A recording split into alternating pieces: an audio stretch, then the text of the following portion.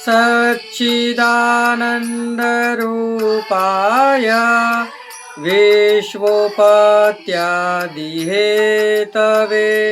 तापत्रय विनाशाय श्रीकृष्णाय वयं नमः। पुष्टिमार्गीय सर्वज्ञ करुणारसपूरित श्रेष्ठ फलप्रदाता च तस्मै श्री गुरुवे नमः। जय श्री कृष्ण, राधे राधे। जय श्री वल्लभ प्रियजनों, दास का प्रणाम स्वीकार करें। आज ये दास उपस्थित है आपके सामने ऐसी कथा लेकर। कहते हैं यदि आप कोई कार्य करते हैं और उस कार्य से आप यदि विमुख हो जाते हैं तो उसकी साक्षी कौन देता है। तो आज ये दास जो आपके लिए कथा लेकर आया है वह श्री साक्षी गोपाल जी की कथा, जो उन्हीं के भक्त थे। कथा प्रारंभ करने से पहले नित्य की तरह दास आपसे आज भी निवेदन करना चाहेगा कि आप हमारे चैनल को प्रियजनों, प्रियवृंद, माता पिता, भाई, मित्रगण, आप जो भी हैं सब हमारे चैनल को शेयर करिए। इस सनातनी परिवार को इतना बड़ा बनाइए, इतना बड़ा बनाइए कि जिससे हमारे सनातनी परिवार के अंदर लाखों लोग एकत्र होकर इस कथा का रसपान करें। ये इस दास का संकल्प है। तो शेयर के साथ साथ कमेंट बॉक्स में जय श्री कृष्ण, राधे राधे, जय श्री वल्लभ, जो आपका मन करे वह लिख सकते हैं। अब दास कथा प्रारंभ करेगा। एकाग्र चित्त होकर सुनिएगा प्रियजनों, बड़ी सुंदर कथा है। बहुत पहले की बात है, गौड़ देश में दो ब्राह्मण निवास करते थे। इन दोनों में एक ही कुल के और आयु में दोनों में बड़ा फर्क था। एक कुछ युवा वर्ग का था और एक कुछ वृद्ध वर्ग का था। इन दोनों ने नक्की किया कि तीर्थ यात्रा करने के लिए चले। दोनों ही जने तीर्थ यात्रा करने के लिए निकल गए। चलते चलते अनेक तीर्थों के दर्शन करते हुए दोनों वृंदावन धाम में आए। अब देवयोग से बूढ़ा ब्राह्मण बीमार हो गया। तब वह युवक ने बड़े प्रेम से और उस बूढ़े ब्राह्मण की खूब सेवा की। स्वस्थ हो जाने पर उस बूढ़े ब्राह्मण ने अति प्रसन्न होकर और गोपाल जी को साक्षी बनाकर अपनी कन्या देने की प्रतिज्ञा की। तब उस युवक ने भी स्वीकार कर लिया। दोनों वृंदावन से चले और अपने और घूमते घामते अपने घर को आ पहुंचे। तब उस युवक ने वृद्ध से कहा कि अब आप अपनी प्रतिज्ञा का पालन कीजिए और अपनी लड़की का विवाह मेरे साथ कर दीजिए। वृद्ध ने अपनी स्त्री, अपने जो घर में और उसके लोग थे, कुटुंबी जन थे, उन सब से सलाह मशवरा लिया कि क्या पुत्री का विवाह करना उचित होगा। तब कहते ना, आजकल के समय पर कोई अच्छा नहीं बोलेगा, सबने ही मना कर दिया कि नहीं, इसके साथ विवाह मत करो। तब जो बूढ़े ने साक्षी गोपाल के समक्ष जो प्रतिज्ञा की थी उस प्रतिज्ञा का खंडन कर दिया, बात नहीं मानी, प्रतिज्ञा से टल गया। अब उस युवक ने पंचायत को जोड़ी। तब पंचों ने पूछा कि कोई स्त्री या पुरुष तुम्हारा गवाह है। उसने कहा, इन्होंने श्री साक्षी गोपाल जी के सामने हमसे कही थी, अतः वह ही साक्षी हैं। तब सब पंच बोले, इस सभा में आज लिखा पढ़ी करवा लो। यदि गोपाल जी आकर साक्षी देंगे तो तुम्हारे साथ बेटी का विवाह कर दिया जाएगा। अब बेचारा वह युवक बड़ा ही चिंतित। तब वह युवक वृंदावन आया और वृंदावन वासी श्री साक्षी गोपाल जी से बोला, आप मेरे साथ गांव को चलिए और साक्षी दीजिए। ऐसी लिखा पढ़ी मैंने करवा ली है। उत्तर की प्रतीक्षा में वह गोपाल जी के सामने बैठा रहा। कई पहर बीत गए। अब उसने अन्न जल का भी त्याग कर दिया, अन्न जल कुछ भी ग्रहण नहीं किया। तब भगवान परिपूर्ण पुरुषोत्तम श्याम सुंदर बोले,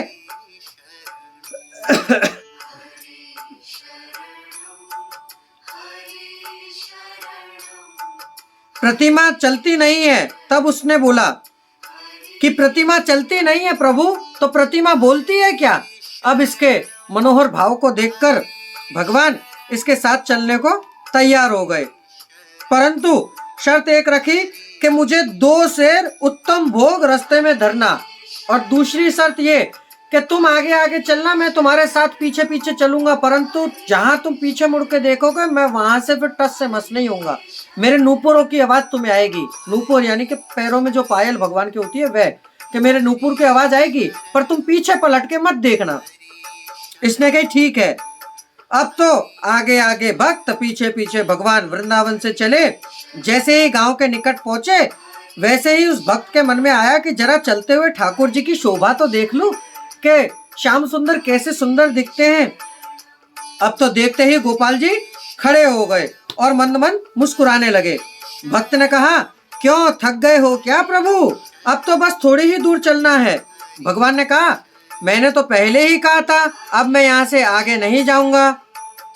अब पंचों को तुम यही बुला लो।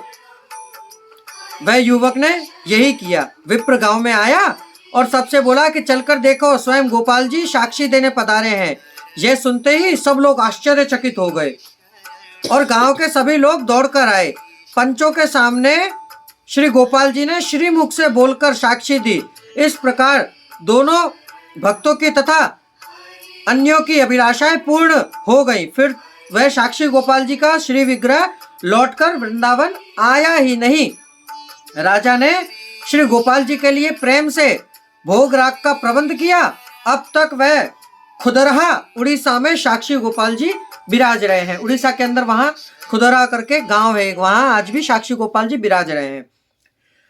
इसमें श्री प्रियादास जी महाराज ने एक कविता बहुत सुंदर लिखी है।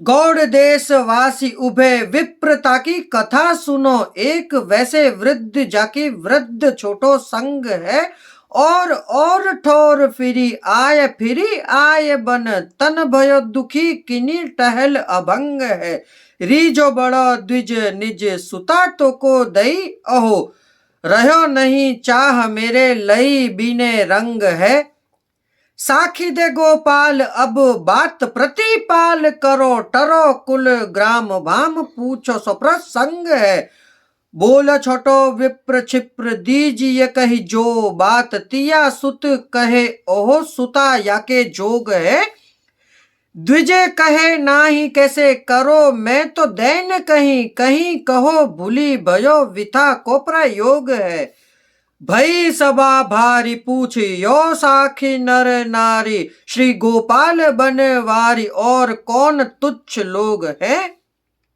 ले वो जो लिखाए जो पे साखी भरे, आए तो पे ब्याही बेटी दीजे लीजे, करो सुख भोग है, आयो वृंदावन वनवासी श्री गोपाल जुसो, बोल चलो साखी देवे लई है लिखाए के, बीते कयो याम तब बोल श्याम सुंदर जू, प्रतिमा न चले तो पे बोलो क्यों जू भाय के, लागे जब संग युग शेर भोग धरो रंग, आधे आध पाव चले नूपुर जाए के, धुनी तेरे कान परे पाछ जीन दीठ करे, करे रहो वाकी ठोर कही मैं सुनाय के, गए ढींग गाव कहीं नेक ते छिताव रहे, चिते ते ठाड़े दिए मृंद मुस्काय के, ल्यावो जो बुलाए कहो आज देखो आय आप, सुनत ही चौकी सब ग्राम आय धाय के, बोली के सोनाय शास पूजी हिये अभिलाष, लाख लाख भांति रंग भर्यो उर भाय के, आयो न स्वरूप फेरी विन करी राख्यो गिरी, भूप सुख डेरी दियो अब लो बजाए के। कितनी सुंदर कविता कही है इसमें कि गौड़ देश के वासी, गौड़ देश वासी उभ विप्रता की कथा सुन, एक वैश्य वृद्ध जाति वृद्ध छोटो संग है। ये कथा जो हमने आपको बताई है, इसी कथा के ऊपर ये पूरी पंक्ति है।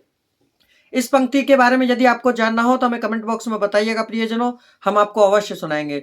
तो देखिए, जब किसी भक्त की अभिलाषा अधूरी होती है तब उसे पूरी करने का बेड़ा, उसे साक्षी समाज के सामने करने का बेड़ा परिपूर्ण ब्रह्म का होता है। स्वयं साक्षी गोपाल जी, एक साक्षी गोपाल जी हमारे वृंदावन में आज भी विराज रहे हैं। तो प्रियजनों, ये थी एक गौड़ देश के ब्राह्मण की कथा। यदि कथा सुनकर आपको आनंद की अनुभूति हुई हो तो हमारे चैनल को शेयर अवश्य करिएगा, जिससे इतनी सुंदर सुंदर कथाओं का रसपान और प्रिय वृंद भी कर सके। अब दास को आज्ञा दीजिए, कल पुनः मुलाकात होगी नई कथा नए प्रसंग के साथ। जय श्री कृष्णा, राधे राधे, जय श्री वल्लभ।